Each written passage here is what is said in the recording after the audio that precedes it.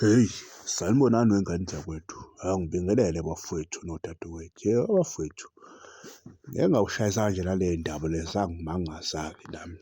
Ngicabanga ukuthi abaningi nje sebeshayisele futhi nazo ngoba iy'ndaba esiyagcina zaphuma nakwini, Sky Sport lapho ku-D_S_T_V.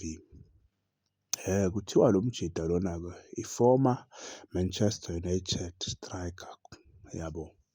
Kuthiwa lo mjida kuney'nsolo ekuthiwa ufunwa i-Kaizer Chiefs. Ufuna i-Kaizer Chiefs. Bathi le ndoda yakayonke, bathi Dwight Yonke. Kuthiwa ufuna i-Kaizer Chiefs as a head coach, Mangiswa. Kuthiwa ufuna i-Kaizer Chiefs as a head coach. Kuthiwa wayedlalela i-Manchester United le ndoda le. Engicabanga ukuthi abaningi ababuka ibhola bayayazi, yabo.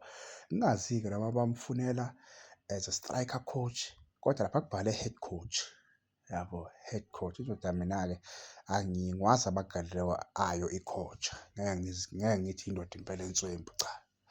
Kodwa nje umbiko nje ephuthumayo noma nje imibiko nje egijimayo ey'nkundleni kuthiwa le ndoda iyafunakala-ke noJordan.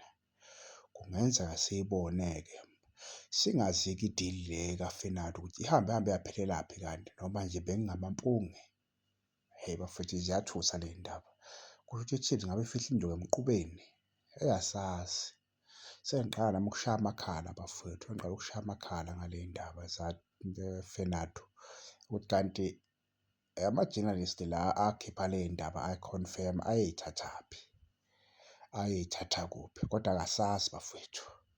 Kodwa-ke ayinuki ingosiwanga, ngoba nje iy'ndaba nje impela lezi ey'threndayo, akusiyo iy'ndaba esingathi nje amampunge, hhayi. Kodwa-ke hhayi, sesiyobona khona bafethu, iyaphela i-World Cup, izo-announce i-Chiefs before nje. Nibe nemini enhle ngane zakwethu.